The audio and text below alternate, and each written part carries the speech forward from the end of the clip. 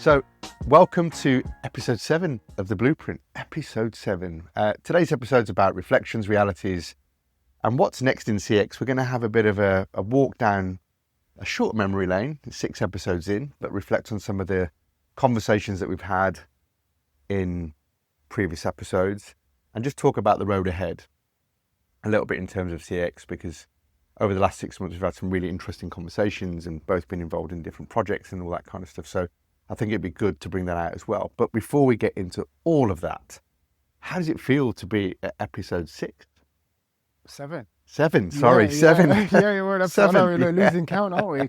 I think it's been quite a journey since we began discussing this in January, and it's, for me, it's been the guests that we've had on, the experiences that they've shared.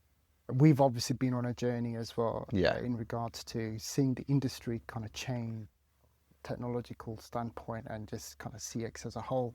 And learned so much, I think, during that time. So it's been quite an amazing kind of journey so far, and it's nice to come and do this in a different setting today, as you can see, where not in our usual podcast studio. So we thought we'd be a bit more relaxed before we get back into having those conversations with guests again. So it's been really good. And practice what we preach, feedback, look at how we can make little marginal gains, and this is where this new environment has come from. So we'll see how today goes. So hopefully, I'm sure it'll be great. So we're in for a good conversation. So let's kick off and talk a little bit about CX and what we think about it and stuff. And I was thinking about the journey of customer experience. I've been involved in it now for 30 years. I started my career at egg.com, or the main part of my career at egg.com. I'd been involved in financial services and other stuff before that, but my career really started at egg.com. And for those of you that won't have heard of it, it was the UK's largest, in fact, it was Europe's largest online bank for a while. It was a real mover and shaker in the financial services industry, really predicated on delivering exceptional customer experience, because back then banks just weren't doing a great job. And you might argue they're still not doing a great job, but things have moved on. And for me, experience is all about that human connection, how we make customers feel, and how that drives them to make their future choices, to come back, to tell their friends and repeat. And I think somewhere along the way in the journey, that term seems to have got lost, misunderstood, hijacked by certain companies as a badge to go, well, this is a great way of getting the conversation in, maybe selling technology or whatever. And I think it's lost its real meaning. It started to become synonymous with, well, CX, is that the contact center? Is that NPS surveys? Is that voice of the customer? Yeah. And all of these functional tools. And they're all contributors to driving customer experience. But for me, customer experience is simply that it's all about human experience. It's all about understanding how there's an emotional connection between the people that are buying from you, interacting with you, working for you, how that emotional connection is created, and how that emotional connection and the feeling that we have towards the organisation drives our future behaviour. Yeah, and I think, as you've said, that there's the word hijack comes about because everybody wants to join the bandwagon, or has been looking to join the bandwagon. And in recent years, we've seen technological companies kind of really go into overdrive. But I think what it's done is it's a lot of these kind of technology vendors recognize that there's a huge market here, total addressable market, which they want to try and go after naturally. And in order to do that, they've got to solve the problems that these companies are facing. And in some cases, we see vendors pretend to understand how their technology can help contribute to delivering better CX for organizations. And some are getting it right, some aren't getting it. So right, you get two sides of that coin. But I think in recent kind of last 2-3 years, we've seen organizations start to provide real feedback into these tech companies. In fact, from my own experience, I'm finding that a lot of these tech organizations are recruiting people from within organizations that have been doing this all their lives. Yeah. And their feedback has been really valuable. In fact, one of our recent guests, James Adamchuk, was previously worked in HSBC, really kind of focused his efforts around delivering CX into organizations like that. Zoom recognized that in order to really build a platform that can deliver against what customers actually want, they recruited the likes of James who've come in and really influenced how the product is being developed. I mean, that's just one example of it, but we're seeing a concerted effort, and that effort means that there's so much innovation going into it. There is, and just a couple of things on what you picked up, and I do agree with some of the things you said. I think often customer efficiency is confused for customer experience. So a lot of the time, the problem that the vendors are solving, or from a tech perspective, is speed, efficiency, reduce employee effort, customer effort in some cases, but it's always about speed and efficiency, which is then translates into a reduction in headcount, reduction in cost, etc. But speed and efficiency isn't the same as delivering an experience. And I was reading a piece earlier this week in CX Today that was talking about the metrics changing in contact centers, and it talked about a world where agents are incentivized. And I know we're focusing on contact center here, but specific in contact centers, agents are incentivized to speak to customers longer because 80% of the calls are being handled by agents, as in AI agents.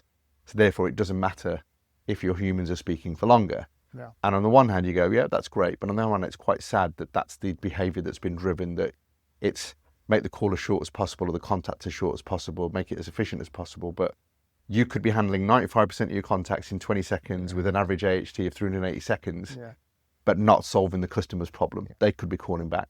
So I think there's that part of CX being customer efficiency versus customer experience.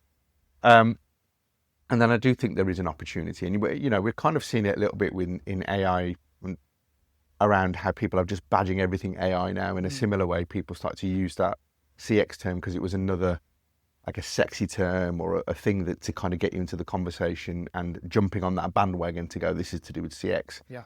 In the scene, I think I said to you, I saw a clip on social media. Somebody went to one of these tech conferences and they had a company that were water.ai. And they were, what's AI about your water? Well, we use the AI to analyse that. And there was nothing AI about it. They just put AI on the end of it. So, it sounds good. So it sounds good, right? And people are doing that. So I think there is that. But I do think genuinely we are at the cusp of a huge opportunity, because to go back to the connection with human beings, emotional human beings, that all is predicated on our ability to understand people and understand what customers really want. And I think part of our ability to really understand has been handicapped by the sheer scale of contacts you have and touch points you have, and our ability to assimilate all of that information, understand it, make sense of it, and then share it within the organization in a way that everybody else can understand what's going on and drive decision making. And I just don't think, well, we haven't been, because we were still in that days of listening to 10 calls, quality monitor 10 calls, or we're using contact center tagging or transactional tagging to try and help us to understand what customers are saying. And often that's a tag of a reason once or a headline reason, and you don't get the bottom line stuff that comes out. So that richness is missing. So I think that is a real opportunity that's coming. It is, and I think we're still at a stage where everybody's addressing things in silos, in that they have a particular challenge. As you've said, maybe they are capturing some conversations, they're analysing those conversations, but are they joining the rest of the dots together? Context around customer history, where they've purchased, if it's retail, when was the last time they visited one of our stores? Are we capturing that level of detail? And then really kind of analysing why this customer's called in. And as you've said, metric wise, we can capture average handle time, but actually what really matters is the entire customer journey within a period of time, maybe even lifetime. And really figuring out how often we've solved their problems. And I was having an online conversation with Alex Mead, who's a leader in the CX space that a lot of people that listen to this podcast may know. And Alex and I were bouncing around, and he has sort of driven this idea, and I buy into it as well. I completely agree with it. Is that one of the limitations is we're only focusing on those customers who've managed to buy from us and got through. What we're not looking at is what about those customers that haven't got through. So either haven't got through to the contact center or to get support, haven't made it through the buying funnel to actually buy from you in the first place and have abandoned and disappeared and gone elsewhere. And you could say, yeah, people look at websites and look at conversion traffic and all of those, but at a granular level, do we really understand what stopped them buying it? So those points all help different teams to create a better all-round experience. So product development, pricing, market positioning, all of those things through that intelligence. Yeah. And, we've used, and I'm not saying that these methods aren't useful in the future, customer forums and surveys and all of those things. Yeah. But the hub of where most of the contact happens is your contact center channels, whether that's web chat, whether that's voice, whatever. Yeah. And coming back to the ability to then dive into 30,000 calls a week. Yeah, it's impossible. A human is impossible, but with AI, it becomes possible. We've got some great technology out in the market that can do that. So I think that's a real exciting opportunity for CX leaders, contact center leaders, and CX people in organizations who are interested in really how do you turn that data into real insight that's usable. Yeah. So insight, you're right. But you still got to do something with it. Yes. So AI's providing you this kind of information, and actually what we're finding is it's quite overwhelming for many organizations because it's constantly feeding you summaries of what's going on, but who's actioning that? And there's still a bottleneck. Yes. And the bottleneck is individual teams who aren't really talking to each other. Yeah. You end up with the same problems. So you're still not solving the problem, even though you've got a better view on it. Yeah. It's just you're stuck in BAU. And you're just not progressing because I'm laughing because as you're saying that, I'm thinking about a lot of us have smartwatches and apps that monitor our sleep patterns and our eating, and we get all this rich data that's telling us we're not sleeping enough, we're not walking enough, we're not moving enough. I've given up on that. Yeah, but actually, how much of that are we using as real insight to change our lifestyles? At really embedding level, we might go, oh, actually, I need to eat better this week or walk a little bit better this week.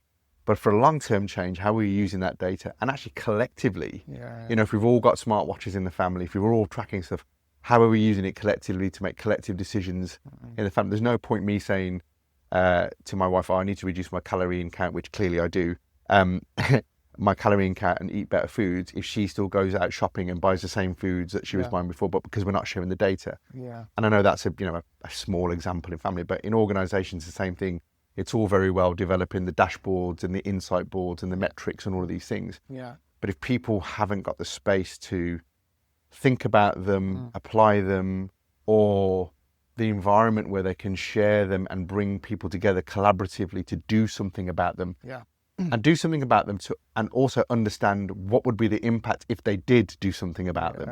Because there are lots of things we can fix, and some will have real great short-term benefits and improve things immediately, but not for the long term. Some will have longer-term benefits, but we might not see the dividends in the short term. And some will sit in the middle. But if we don't understand where they sit, and if we don't understand what that difference is going to be, it makes it really difficult for us to become committed to doing those things. Yeah, it does. One of our episodes was all about metrics, for example, as well, right? And just kind of reminds me of a conversation I was having with an organization, and they basically wanted me to mimic all the metrics that they generate on the current system with a new platform that they want to migrate over to. I've never taken this approach before, but I was pretty bold in that I'd be like, so what? You've got these metrics. Why are these important to you? And 80 to 90% of the people couldn't really answer the question. Like, we've always had these metrics. Tell me what you do with those metrics. Like, what does it actually deliver any end outcome to you? Are you seeing any improvements? If you're seeing your calls being abandoned, like, at this time of day or this week or whatever. So what do you just tell people like to tell me more about how you solve the problem? Yeah. Maybe we can get to the solution quicker. Yeah. Than these metrics surfacing. And that actually, we ended up doing a number of workshops to kind of get to the bottom of actually what the outcomes are, and then the solution itself was completely different. And I think that's the point, isn't it? It's being focused on what the outcomes are. Yeah. Because I think some of what you're experiencing there is that we fall into this place of reporting. So we want to keep the KPIs and measures the same, so we can do a trend line over the 5 years. Yeah. We can do a year-on-year analysis, and then it becomes about statistical analysis as opposed to insight. Yeah. And both are valuable in their own right. Yes, you want to do some trend analysis and see things and and understand if things are getting better and whatever over a period of time, and you need that consistency of what you're asking and measuring. But also those other metrics then need to sit side by side. So understanding the things like, okay, well, let's have a look at churn rate. Let's have a look at, if you want to measure an effort score, what difference does that really make to customers? Let's have a look at segmenting NPS, not just by an overall, but can you see NPS by new customers, existing customers, customers in certain valuable demographics versus certain customers who are lower value demographics? What are you seeing across the piece? You know, if you've got a national or international business, geographically, all of those different things, and how are you looking at that in the round instead of a high level number that tells us that we've got an NPS of 46 and everyone pats themselves on the back and goes great, but don't really understand the nuances of what it means. So I think that there's stuff in that, and you know, you're right, we did have a great conversation with James about the metrics and challenging some of that. One of the other great conversations that we had was when we talked about cybersecurity. And we had Anish on, and we were talking about, you know, how cybersecurity can sometimes be a friction point in the customer journey. And you talked about your kebab shop experience and the data that you can filling out my personal life. That's still but one of the things he said in that podcast, and one of the things he talked about, was the zero trust approach. And I know, you know, he was talking about it very much from a technology perspective, about devices reconnecting the network from a zero trust perspective. But you could translate that into customer experience from a perspective of every time we're interacting with the customer, we're re-establishing a level of trust. You know, in sport, we always say you're only as good as your last result, you know, in things like that. So I thought that was a really interesting thing. And actually, if we adopted that mindset about every interaction is an opportunity to re-establish trust or to re-win trust, then you might approach things a bit differently. It just kind of reminds me, I mean, I think this was after the episode, there was an incident that was reported in the news with M&S. There was a cybersecurity that they went through, and it transpired that a lot of customer personal information was leaked as a consequence because of the cyber attack. I think it came just after that episode. Funnily enough, and so look, it took them a good few months to recover from it, but share prices went down 12%. They lost a lot of money. We don't know the ramifications of actually customers now signing up to M&S as a loyal customer. Does it stop them from doing that? I still, looking at the stats, like there was a survey done in the US asking customers that if there was a possibility that your data could get leaked, would you still share your information just to receive loyalty benefits and things like that? And 67% said they would. Actually, we've almost become accustomed to the fact that actually these things just happen. You know, data leaks happen, but I wonder if it really impacts the trust side of things, like you said, loyalty ultimately, right? Does it impact that? I think in the example of M&S, one of the things that was in their favour is that they have physical store. And when you go into the physical store, the experience with their members on the ground was fantastic. You know, I wrote about an experience I had around that cyber attack and how brilliant the staff were in store and really, really helpful. But if you're a purely online business, then you can imagine that might have a very different impact because you haven't got anything that's true. to counterbalance, right? So I think there's partly that. I think also, you know, that sharing of data, it's interesting. I think I saw a stat that said the average US citizen has 15 loyalty programs at any one time, but only actively uses 3 to 4 or something like that kind of percentage. What, as an individual? As an individual. Okay. 15 loyalty programs are rolled into it. And you think about it, you know, every credit card company you sign up for, you're getting, I mean, I'm with Amex, so I'm in Radisson Rewards, I'm in Hilton Rewards, I'm in all of these programs because they automatically enroll you into them. And then you go to a hotel and then they go, oh, do you want to sign up? And you go, okay, I will. So I've probably got about 50 to 60 different apps on my phone that have just got different. But honestly, how many of them do I use really around the loyalty? So I think there's partly that. And I think the third bit about sharing the data, it's a bit like what Tap and Go or contactless has done for payment. It's so easy to tap and pay for something now without feeling the consequence of actually handing over cash that it doesn't feel real. And in a similar way, it's so easy to tap accept all on cookies, or yes, I'm going to share my data with you. It's so easy for people to do, especially when they're signing on to public Wi-Fi or services, that people are often sharing the data without realizing that that's what Yeah. they're doing. And we have to become more savvy as a individuals. individuals to Yeah. do that. And I think, some changes in legislation and design changes are making it more visible for customers to choose better. But for the most part, I mean, I remember, somebody else told me this story, so let's take it with a pinch of salt, but I could imagine that it's quite true. I'm sure when we launched Egg back in the day, this is 1998. After we launched Bank, we did a survey about what would you have to give a customer to give up their password. And I'm sure there was some kind of weird experiment where they would trade it for a bar of chocolate at that time, right? Okay. You give them a Yeah, chocolate and they tell you what their password was. Yeah. And I still think people haven't quite always realised what they're giving people access to. Yeah, the implications. Of it. So I think that kind of thing. Anyway, we digress a bit, but the point was that the zero trust thing for me was a really interesting cultural adoption. If you could put it into your organisation, if all of your people really understood that every time you're reconnecting with the customer, just as you are with the device, you're establishing trust. So how do you do that? Yeah. How do you make sure that from a technology perspective, the platforms are designed to allow agents to do that and people to do that? Correct. But from a training and people perspective and culture perspective, people are empowered and brought into doing that. And, again, I think this morning I was having a conversation with someone on LinkedIn about the importance of understanding why behind policies and procedures that are put into place. Yeah. And there's a difference between being compliant and being committed. All right. Okay. Right. Yeah. So when you're committed to a process and a thing, you actually understand why you're doing it. You understand, I get the logic and get why we're doing it. But when you're just compliant, it's almost a passive, I'm just going to follow the rules. And I had an example of this yesterday. I was talking to the planning department, or one of the third-party planning portals that Birmingham City Council have put in. Yeah. I'm looking for some planning permission for a charity building that I'm a trustee of.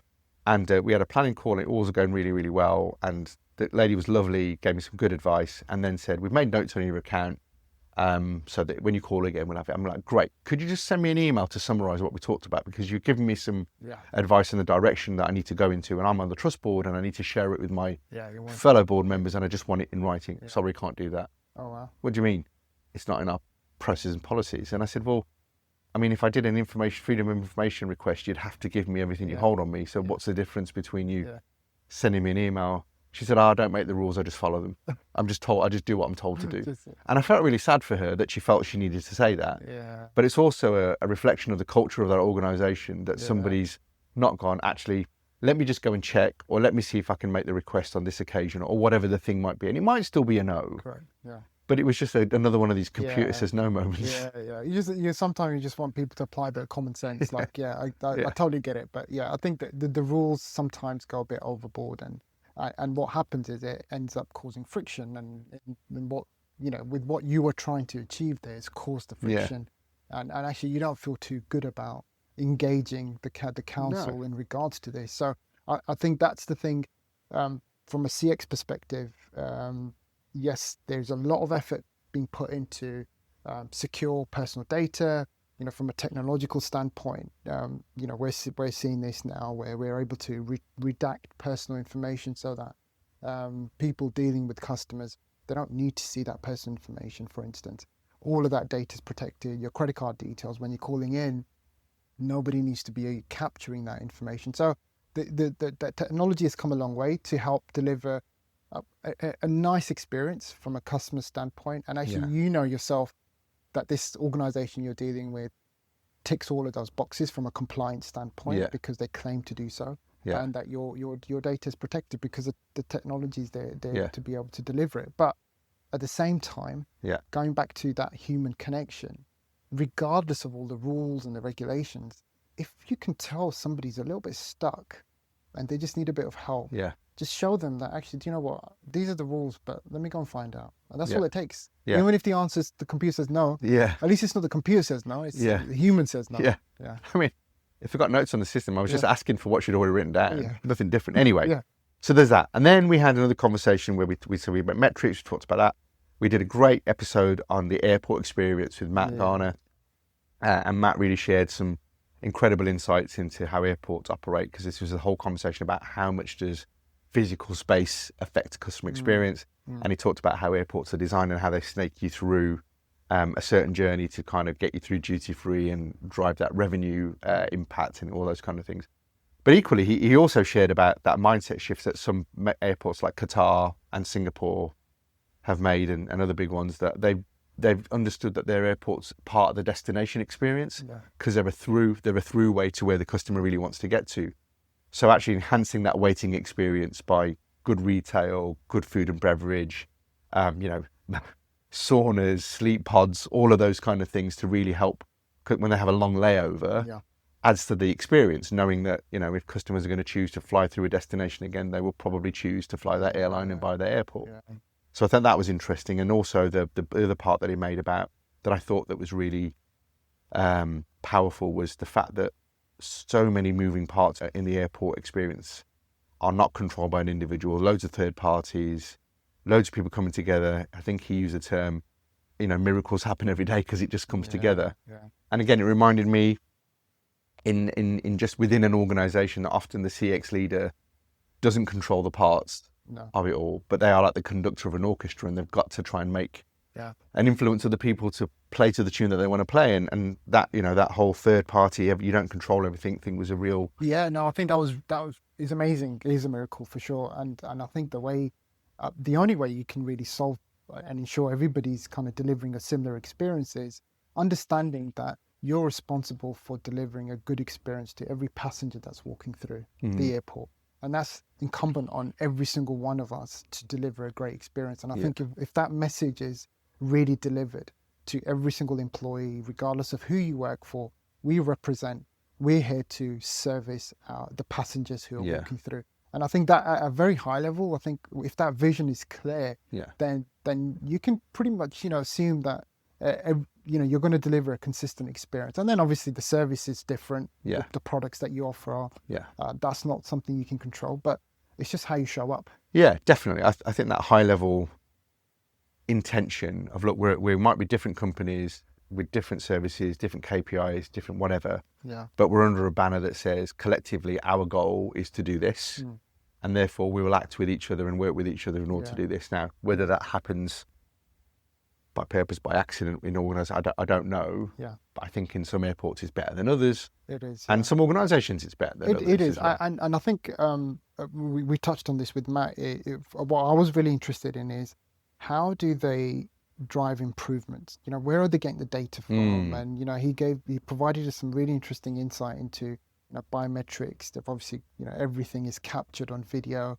There's loads of different touch points with passengers in the way that they interact with different systems in the airport. So how do they collect that data to figure out actually these are the things that the passengers need? And then, you talk about Qatar Airport, that's not happened by accident. No. They've used the data that they've collected from everywhere, no doubt.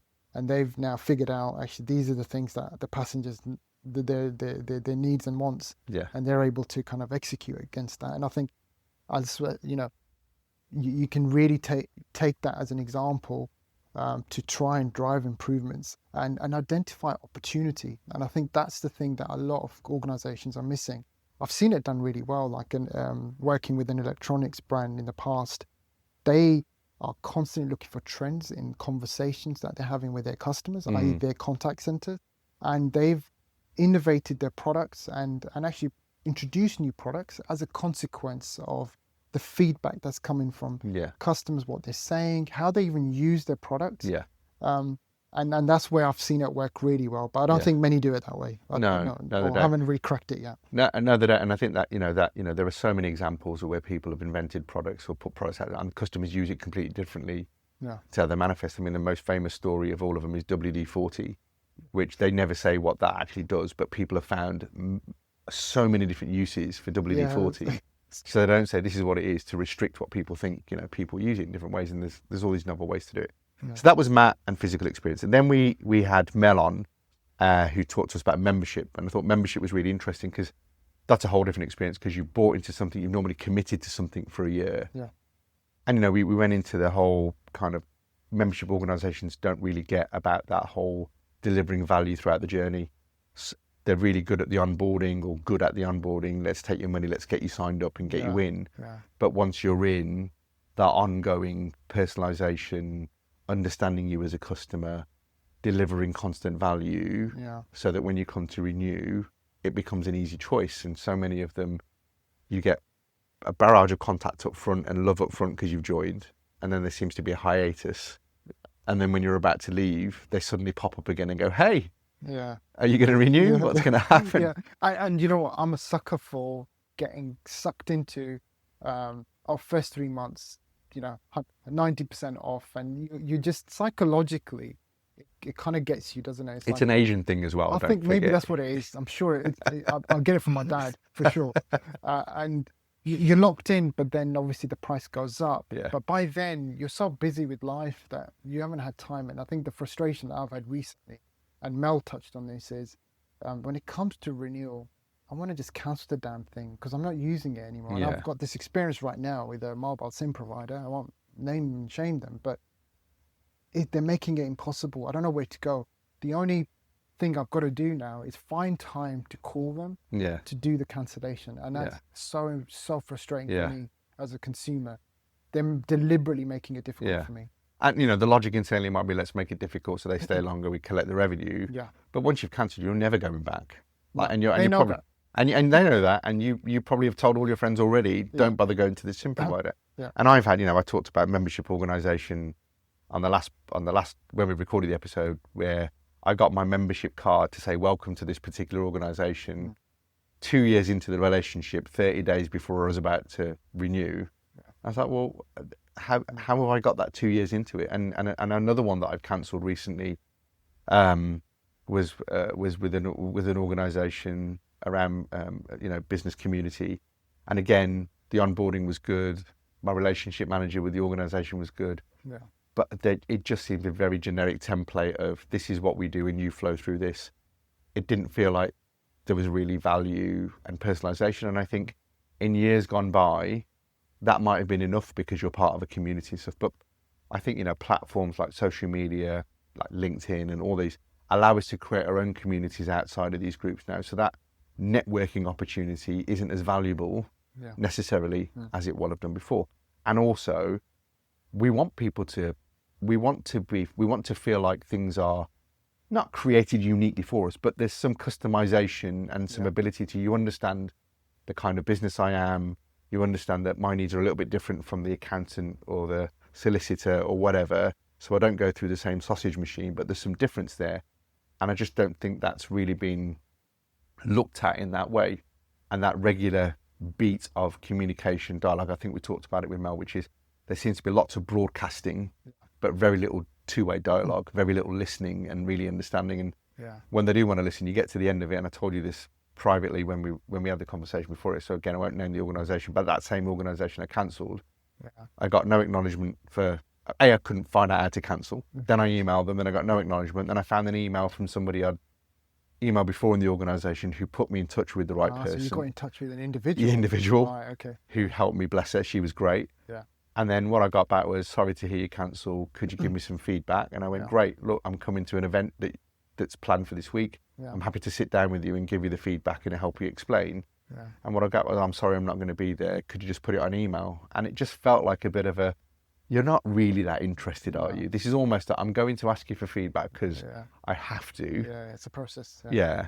But when you get it, am I actually going to do anything about it? Versus what could have been a, listen, I'm not going to be there, but one of my team is definitely there. I'll let them know that you want to talk to them. And at least it would have given me the feeling that they were actually interested. Yeah. So I think there's stuff to be learned in that whole making sure that, you convey that you actually care. I think it's just to kind of wrap up that membership conversation. I don't think anybody's really truly cracked it yet. It's very rare that I come across a membership service that I feel has delivered a lot of value, and I think we kind of touched on, like, there's an energy company that offers a load of benefits, right? But as a consumer, I'm not aware of these benefits, and I accidentally came across it. They do free coffee a week. We talked about it, right? I just stumbled across it a few weeks ago. Yeah, I mean, that's really, like, I'm using it every week now, so I'm getting real value out of. Actually, now I'll think twice before changing energy providers because actually I'm saving probably about 10 quid a month on Yeah, coffee. and coffee. Yeah. Yeah. But isn't it like there's so many of them, like comparethemarket.com and all these different ones. When you sign up for them, you get 2-for-1 ticket. Yeah. But there's lots of multiples now. Sorry, lots of duplication now that other people do it. Yeah. And you can end up being in 3 or 4 different schemes with the benefits. But often it goes to the back of your mind because once you're in the membership scheme or once you're in the thing or you're part of it, unless you're reminded. Now, what I do like is when I've got the John Lewis app on my phone, when I get anywhere near a John Lewis, it knows I'm, and it reminds me that I've got a John Lewis card. I go, oh yeah, I've got a, and then it also reminds me that I've got a benefit that's expiring.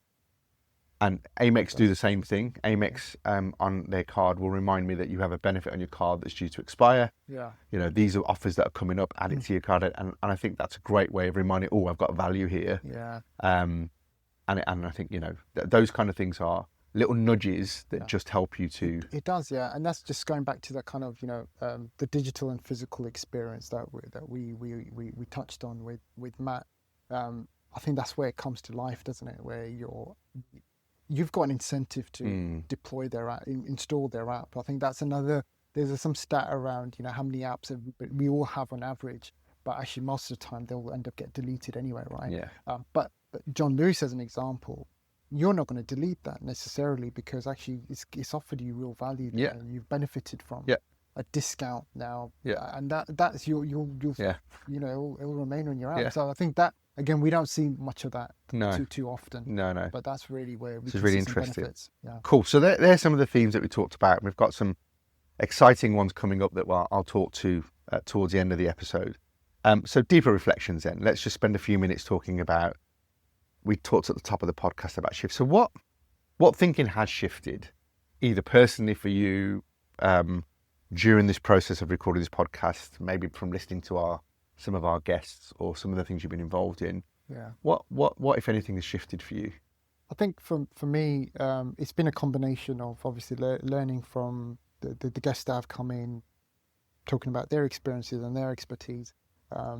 I think one of the key things for me, since I've been on the journey of not being employed by somebody else, is to really spend time listening to my customers, listening to organizations around how they treat their customers better. I've always been, I've been in the industry, almost as long as you, but my focus for most of that's been about tell me what you want, I'll help you enable it with the technology, but not really spending the time to focus on the why. Mm-hmm. And I'm starting to see real benefits around that. I'm still finding it quite challenging around seeing organizations invest the time and money to surface that more meaningful information and data to be able to deliver real value. There's always a rush, right? We live in a society at the moment where everything has to be in real time. We need to deliver things now, and that, there's a massive compromise as a consequence. We're not taking the time to reflect. So for me, whilst this episode is all about reflection, I think it's really encouraging my customers to also take time to reflect. Yeah. Because actually the longer term gain is so much better. Yeah. And I think and then if you blend that with technology in the right way, you can deliver real magic. Like, I honestly do believe that. Yeah. But it takes time and patience to do that. It does. And ironically, sometimes that reflective time can actually speed up the deployment because you understand the problem better. You're able to find a simpler solution. I think I don't know if I told you this, but I definitely posted about it. There's this famous story about a soap factory. I think it's a Japanese one, where they have this problem where they kept packaging up soap, and then when they looked in the box, the quality control would find empty packets with no soap in there. So they engaged in a process of going, okay, well, we need to improve our quality control. What's the answer? A load of engineers looked at the problem. What we'll do is put X-ray scanners in across all the conveyor belts. It will scan all the soaps as they go through. Any empty packets, we'll be able to tell what they are, take them off the conveyor belt, refill them, whatever. It's going to take X amount of pounds or yen or whatever the currency is. It's going to take X amount of months, but we'll get there and it will do this.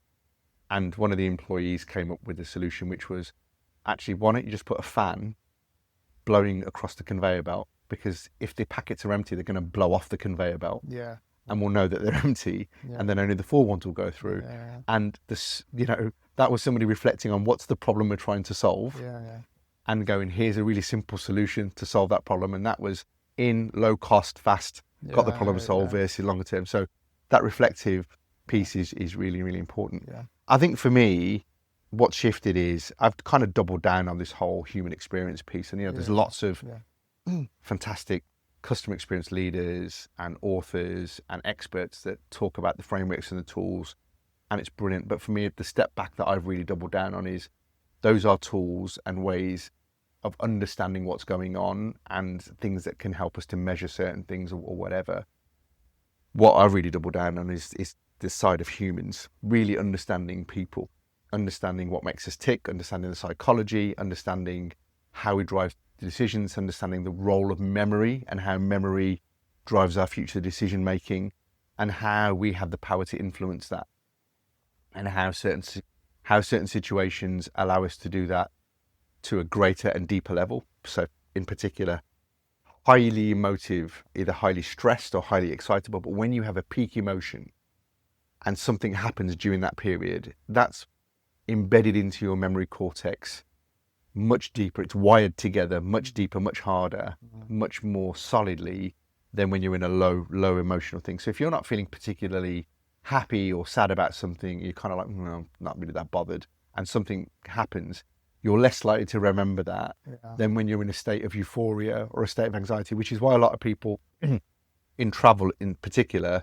remember those negative experiences when the airport something's happened at the airport, they've missed their flight, bags have got lost, children have got lost, or something's happened that's high stress. That memory association is really, really, really key. So really understanding that psychology for me has shifted, and the role of culture. I mean, I've always been someone who's believed in culture eats strategy for breakfast is the famous phrase that's coined, but really the role of culture. And the thing that I've come to kind of crystallize in my mind is one of the difficulties is customer experience is looked as a function. In an organization, it's not a function. Customer experience is your culture. And it feeds across everything. Stop boxing it as a department, as a team on an org chart to go, it's there. There might be a group of people that are tasked with flying the flag for it and helping people understand it, but actually it is something that flows all the way through. So it's a culture. I think just on the culture thing, it's really interesting. I do strongly believe that, and if you've got a culture of delivering happiness to your customers and all of that good stuff, you almost need CX in everybody's job title, because actually if you are there to truly serve your customers, then it's not a job of, oh well, it's we've got the CX department, head of CX, and I feel that sometimes they kind of take it upon themselves and kind of own it so much that it becomes their baby. And then they're almost not sharing actually let's make it everybody's job to contribute to customer experience and actually tell us, like, what should it be, what it shouldn't just be on a subset of people, because we all have different touch points with customers. Definitely. I think there's it's a role about being an evangelist, customer evangelist, and actually an enabler.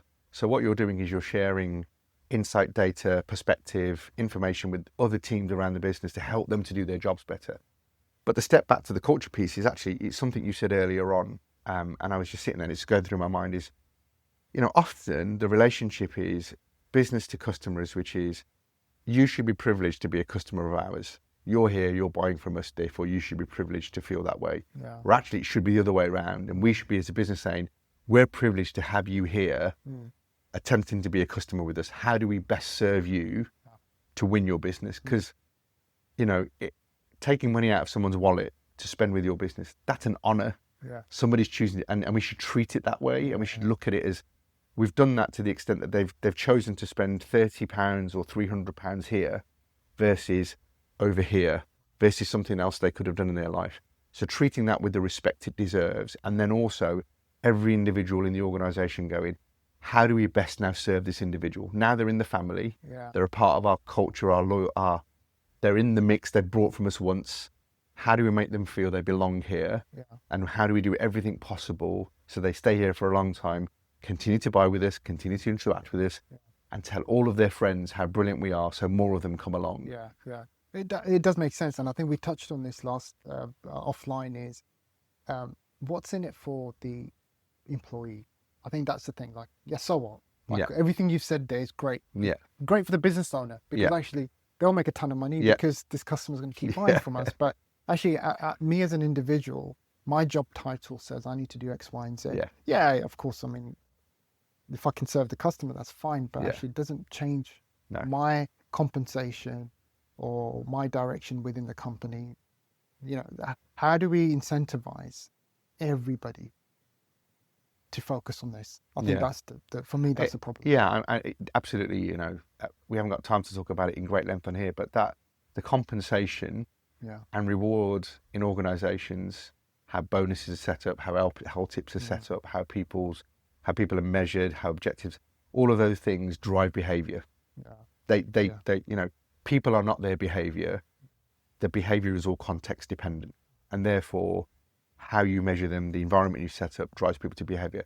We all know people that behave one way at work, Yeah. and when you meet them outside of work, are completely different people. Different, yeah. And that's because the work environment has caused them to behave that way, Yeah. because that's the way that they need to behave in order to get stuff done. So I think culture isn't just about, let's have a vision statement, a set of values, and exactly. you know, get the rah-rah squad out and do town halls and all of those. It's everything. It's everything from compensation plan, everything from recruitment plan, attraction, talent management, knowledge and training. You know, it's the whole bit. That's what everything you do is a culture, because ultimately it's when you're in that environment, what are you compelled to do, and what standards do you hold around the things that you do? That's the sign of your culture. Yeah. And I think so. That's really, really important. So that's one of the things that has continued to shift for me. We also talked about, I think one of the things that you and I talked about was brilliant service doesn't always come from more resource. It comes from intent, trust, and follow through. And I think what we were talking about there was, can you ever develop trust through digital? You know, there's this whole thing about machine versus digital, human versus AI. Yeah. And people say, oh no, you always need a human in the mix. And I would argue that actually what you just need is an experience that's designed that the customer goes away feeling they can trust you. Yeah. That can be delivered through digital tools. Yeah. Because some of the time that's all you need. Mhm. Yeah. And it can also be done through a human, and it can be done through both. So I don't think it is an or conversation. Yeah. It's an and conversation. But to say that you always need a human because that's the only way you can engender trust, I think that's a false narrative. Yeah, I think it depends on the situation. I've seen a really interesting case study. I think what we're seeing now is, like, when we started this conversation, we're still quite early days. Like, everybody's experimenting, and there isn't really enough kind of reference point. Like, we all think we know what we're doing, but we're starting to see some case studies surface. So there was an interesting one done in Japan recently where they've gone pretty aggressive on AI because they have a problem around people, resourcing people for contact centers. That's a massive shortage of skills. So what are they going to do? They're going to have to rely on technology to do more. Yeah. So they've really kind of gone in hard to learn quickly and deploy AI to you know, as you say, it's not even a conversation versus you don't have humans available to do that task. And I think longer term, that's what's going to happen everywhere, because those are the roles that people don't necessarily want to do. Yeah. They did them before because there were more of them, but actually slowly we're going to see that really decrease. So whilst I agree with you, humans will deliver different value to customers, to end customers. We're starting to see you know, case studies like Japan, for instance, who are actually delivering real value, where you've got agents deployed that are able to not just provide a bit of service, but make decisions. So simple things like, you know, you're arranging a refund, you detect that customers had a, you know, bad experience. The agent recognizes that based on a load of history, maybe even in-store history, and then they've just given them an extra refund or whatever. They've made the decision to be able to do that. So I think that those kind of things now we're starting to see implemented really well in places like that. Yeah. And in those touch points, you know, things like, you know, people say, oh, in mass disruption, say again in travel or transport, you need to have humans in there. But actually, if the systems were designed that they kept the customer informed, the customer knew what was going on, they got confirmation that I've done this right, we moved you on to the next flight, it's all done. Yeah. they won't always need to speak to a human, but it's in those really high stress, what I was talking about before, where they often do, because there's a trust of, I don't trust the machine, I need to speak to somebody for them to confirm they're going to do it. The irony being, a lot of the time when you speak to somebody, they're just as hampered and can't do the thing that you want to do, but you would get some comfort because you spoke to a human. In the same way as, there's a pilot on board your aeroplane in the cockpit, even though most of the flight is probably flown on autopilot. You're seeing robo-taxis being rolled out all over the place. So the role of the driver is changing, and what value the driver adds versus getting into a taxi that's got no one in there. And, and for some people that might be the experience that they want. They don't want to talk to a chirpy taxi driver, and they don't want to have a human in there. Just want to get in and go, and that's it. Just get. So but I think it all comes down to being trust first versus tech first. So focus on, how do we deliver trust? Is it human? Is it tech? Is it both? How do we design for that? And I think that's where you get the right kind of answer. And then that that all depends on the nuances of the situation and stuff. And then you have 20% of the cases where you do need a human to jump in and do something because it's an edge case or it's outside of what it is. And I think this is where the design element comes into it, right? It's really mapping out that customer journey rather than just throwing technology at it. A couple of years ago, we were working with a customer whose objective was to basically eradicate their contact center staff because they felt that actually a lot of what was being dealt with was pretty simple and could be dealt with a voice and a chatbot, for instance. So we went and delivered that. They got rid of everybody. And 2 years on now, they've come back and said, look, we're realizing that our customers are asking or needing more from us than we anticipated because we kind of rushed into it. So they're having to rehire people and re-engineer their bots to accommodate. So you could argue that experiment failed, but actually they learned something from it. Maybe they'll lose customers as a consequence, but it's difficult to know. Maybe, but I think one of the things I will learn from it, and we touched on it earlier on, is that richness, that the lack of understanding of what's really going on. And part of the problem with the way that we currently approach customer journey mapping, finding friction points, is the data we're using is normally what are customers calling about and what's been coded it as, what are the top complaint reasons, what are they saying, which are all top level reasons and often categorized by a human. So you've already got an error rate in there. Then it's what have I understood from this call? Oh, there's 6 things going on in this call, but this is the thing I think they complained about. And so you don't have full visibility of what they're doing. So when you are then designing the bot that says, 20% of our calls around booking, let's do a booking bot so it can do it. And then you realize that of that 20%, there's another 20% of customers who start with, I want to book a ticket for something, but actually they've got something else they want to answer, and then the bot can't deal with the thing they want to do. And then it goes into a loop of death, or they fall out. And you got to have deflection points and have the ability to, even if it's an email or something, but you got to have a process in the back end to facilitate that. So I think it's as long as you've got a finger on the pulse as to what's actually going on, you can then pivot and react. You do. I think it comes down to understanding that it's not a transaction, it's a conversation.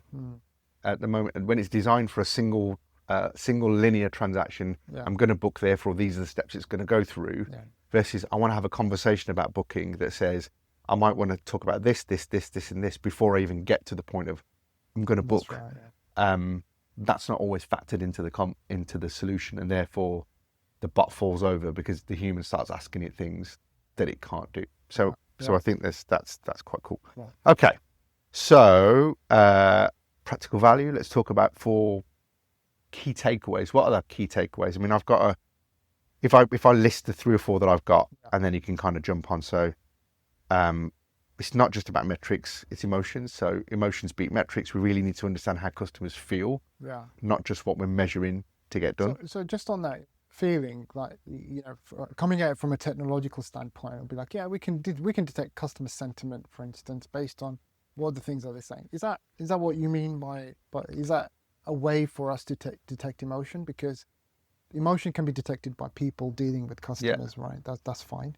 But actually, as an organization, like, how do you know the emotions of the customer? I think there's 2 parts. I think there's the in the moment sentiment. So how is the customer feeling during this call? And then there's the monitoring of, okay, that happened. what was the next behaviour? Yeah. What happened, and What how did, followed that? Yeah. and how much did this that happened do we think contributed to that choice Yeah. and made? So I think understanding that to a greater level, Yeah.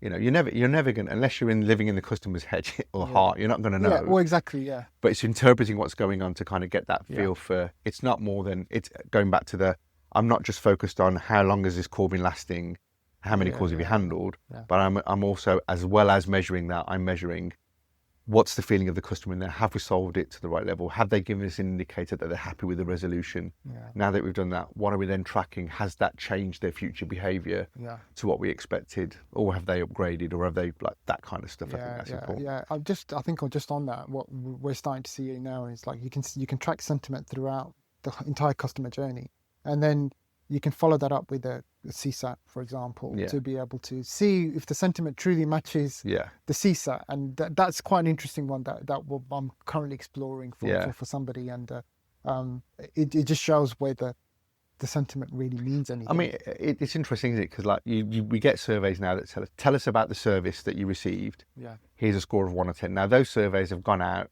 automatically without any context of what the call was actually about. Yeah. But imagine if it flipped on its head and it was personalised to the point that says, Iqbal, we're sending you this survey because you recently contacted us about this. We've analysed the call and it doesn't feel as though you were completely happy with the resolution. Yeah. Tell us more about the experience. What could we have done better? Yeah. And imagine you received that in your inbox versus, Yeah. you know, a set of questions that's Yeah, irrelevant to 1 to what 10, you yeah. even, but you're having to answer them. Yeah. So I think Yeah, it's that. that's a good point. Everything is the experience. You know, you've heard me talk about this passionately. It's not after sales. It's not the contact center. It's everything from sales, marketing, you know, operations, after sales support. But even beyond that, I think recruitment, talent attraction, all of those contribute to the experience, because the people that you bring into your organization are the people that are making decisions daily about what affects your customers. So I think it has a massive impact. So experience is everything, and I think we need to be focused on that's the outcome we're doing here. Because if we deliver experience that's worthy of somebody repeating that in a story they tell somebody else, Yeah. then we've done our job Yeah. in a positive way, Yeah, obviously. Balance tech and human, we've talked about that it's not an and or it's not an all conversation, it's an and conversation. Yeah. And I think we talked about much more human-centered design. So I think when we spoke, you gave the example of working with vendors where they just want to get the technology project delivered, but you can see there's opportunity here to deliver it better and solve problems. But yet, how do you bring that collaboration, human part? Yeah, and just on that, I mentioned the Japanese example case study there. Of where they're seeing a lot of success with the way that AI is treating customers is they're using storytelling to teach the AI models, so that the AI understands the company culture, understands the personality of the brand. Yeah. All of these things are built into the storytelling. Yeah. And that actually has had biggest impact, Yeah. because whilst AI can never really mimic a human being, it can mimic certain traits. Yeah. And the storytelling has made a massive difference. Yeah, I can imagine. I mean, it's funny. I was thinking about, you know, you have to onboard the AI in the same way as you onboard an employee. Exactly. And you have to train it. You have to induct it. You have to get it to understand the company values, the language you use in the business, what you don't say, what you do say, the attitude, the beliefs of what you have, and when you have to teach it that as well as the knowledge part. Yes, exactly. Yeah. In the past, it's been here's the knowledge, here's my customer data, go wild. Yeah. And it hasn't worked. Yeah. In all honesty, you've got to spend the time to get this bit right, because actually that really makes a massive difference. Yeah. In the same way as just for a human, when you join another organisation, you can't just bring in their induction that you had at their company and their values and their policies and go, I'm just going to adopt that here. I mean, some people might do that, but you have to adopt where you are now and the culture there and the way that they do things. And, you know, it's often where people don't fit in to organisations. They find it a really difficult place to work because there's a clash of cultures, beliefs and values. Okay, cool. All right, so wrapping up then, things coming down the track. We've got some exciting episodes. So we've got a brilliant one coming up that I think people are going to love, and it's all about getting behind the scenes of sports and the fan experience. We've got a guy who runs a business that looks at data analysis and helping football clubs to really understand what their fans are doing, how that translates into opportunities to improve the experience, improve revenue, improve loyalty. And, you know, football's one of those things where the loyalty's there. Once you support a club, you don't change. Yeah. So actually, what's the role in this and why do this? So I think that's going to be really, that's going to be a really great one. We've then got one scheduled around the role of sound. So we've been talking to a couple of brilliant guys about a business that they run and the role of sound in really enhancing customer experience and that kind of thing. So if you think about the sound that your Apple laptop makes when you start it up, the Netflix ping, the sound of the door when you close a Volvo car or whatever, all of those subtle sounds, but actually beyond that, how do you use sound in that whole overall experience?